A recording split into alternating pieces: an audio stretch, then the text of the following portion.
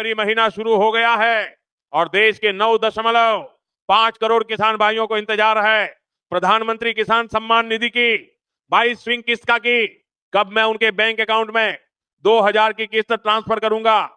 और जनवरी माह का दूसरा सप्ताह अभी शुरू हो, लेकिन नया साल प्रधानमंत्री किसान सम्मान निधि योजना से जुड़े करोड़ों किसानों के लिए काफी खास रहने वाला है। 2026 में सरकार पीएम किसान योजना के तहत लगातार 3 किस्तें में है, यानी 22वीं, 23वीं और 24वीं किस्त का पैसा सीधे किसानों के बैंक खातों में ट्रांसफर किया जाएगा। हालांकि इस राहत के साथ सरकार ने नियमों में एक बड़ा और जरूरी बदलाव भी किया है, जिसे नजरअंदाज करना किसानों को भारी पड़ सकता है। पीएम किसान योजना के 2000 पाने के लिए किसानों को क्या करना होगा? किसान योजना की 22वीं किस्त का पैसा कब आएगा? आइए इस वीडियो में जानते हैं। पीएम किसान योजना से जुड़ी सभी जानकारी के लिए चैनल को तुरंत सब्सक्राइब कर लीजिए ताकि योजना से जुड़ी जानकारी आज देश भर में मशहूर है। इस योजना के तहत किसानों को आर्थिक मदद दी जाती है। ये पैसे किसानों को 3 अलग अलग किस्तों में 2000 करके किसानों के खाते में पहुंचाए जाते हैं। पीएम किसान योजना का लाभ उठाने के लिए ई-केवाईसी को अनिवार्य किया गया है, लेकिन अब ई-केवाईसी के अलावा यूनिक फार्मर आईडी को भी जरूरी कर दिया गया है। सरकार का साफ कहना है कि जिन किसानों के पास फार्मर आईडी नहीं होगी, उनकी आने वाली किस्त रुक सकती है।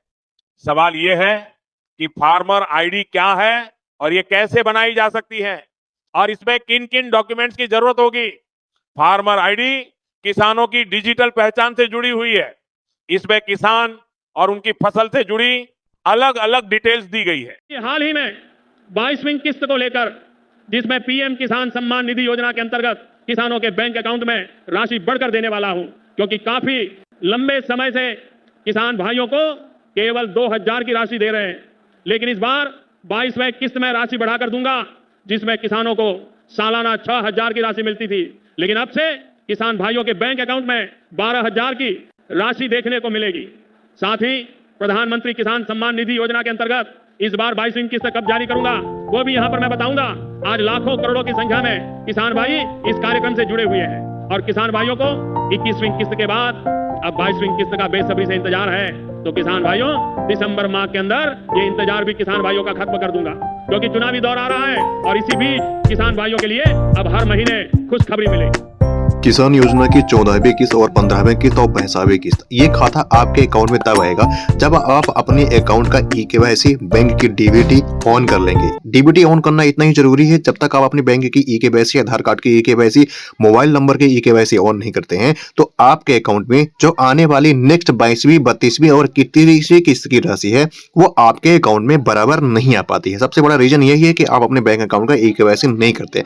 अपने बैंक अकाउंट का ई-केवाईसी कंप्लीट करिए ताकि आपके अकाउंट में राशि तुरंत आ जाए। अब 3 महीने के गैप में राशि मिलेगी और साथ ही इस बार 3000 की राशि देखने को मिलेगी। प्रधानमंत्री किसान सम्मान निधि योजना के अंतर्गत काफी लंबे समय बाद आज किसान भाइयों के जो सवाल थे और जिन किसान भाइयों ने राशि बढ़ाने को लेकर आवेदन दिया था, उसको स्वीकृति प्रदान की गई है। जिन किसान भाइयों का 21वीं किस्त का पैसा नहीं आया है, तो चिंता मत करो, दिसंबर माह के अंदर आपके बैंक अकाउंट में रुका हुआ पैसा भी आ जाएगा।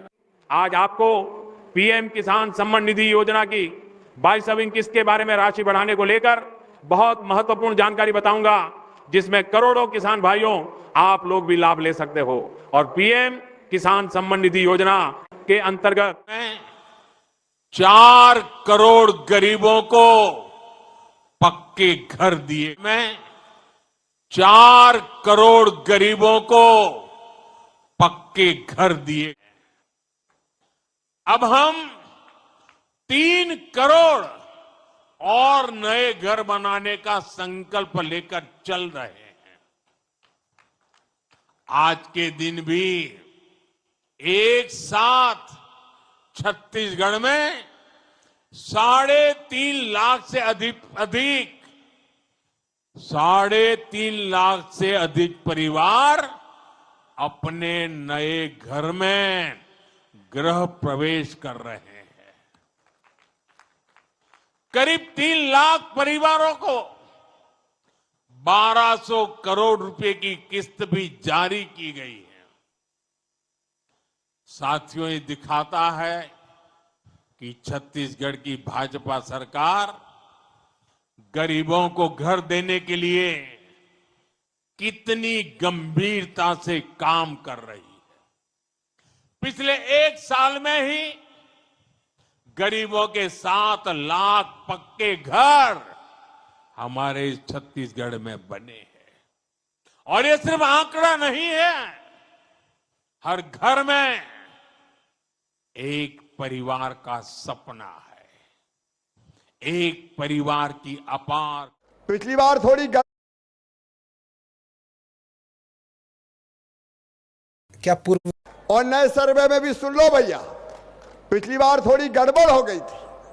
मुझे बताया मुख्यमंत्री जी ने, विजय जी ने, कि साहब जिसके पास 2 व्हीलर होता है, मतलब मोटरसाइकिल, स्कूटर, उसका नाम ही कट जाता है मकान की सूची से। तो बोले आजकल तो 2 व्हीलर सबके पास है, मजदूर भी मजदूरी करने जाता है तो ठाट से मोटरसाइकिल पे बैठ के ही जाता है। सही बात है कि नहीं? अरे जोर से बोलो ना। तो जाता है तो उनके नाम ही कट जाते हैं। और इसलिए अब हमने फैसला किया है कि जिनके पास स्कूटर, मोटरसाइकिल होगी, 2 व्हीलर होगा, उनको भी मकान दिया जाएगा, उनको अपात्र घोषित नहीं किया जाएगा।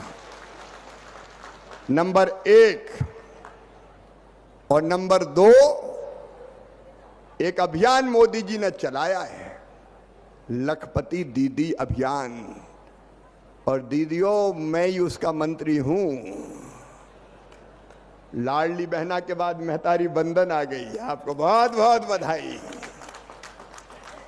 लेकिन अब लखपति दीदी भी बनाना है, और लखपति दीदी बनाना तो आमदनी बढ़ाना पड़ेगा कि नहीं? लेकिन आवास की सूची जो बनती है पात्रता की, उसमें तय कर दिया कि जिनकी आमदनी 10,000 से ज्यादा होगी उनको मकान नहीं मिलेगा। तो हम कहा हमारी लखपति दीदी तो रह जाएंगी। और जब तय कर दिया कि 10,000 रुपया महीना नहीं, 15,000 रुपया महीना भी आमदनी होगी तो भी उसको मकान दिया जाएगा। ठीक है कि नहीं, बताओ? और तीसरी चीज, और कई किसान आए कि कृषि मंत्री भी तुम ही हो, और हम छोटे छोटे किसान, 2.5 एकड़ वाले, 5 एकड़ वाले, हमने क्या पाप किया है? अगर हमारे पास जमीन है तो हमें मकान क्यों नहीं मिलता? तो सुनो रे किसान भाइयों, जिनके पास 2.5 एकड़ तक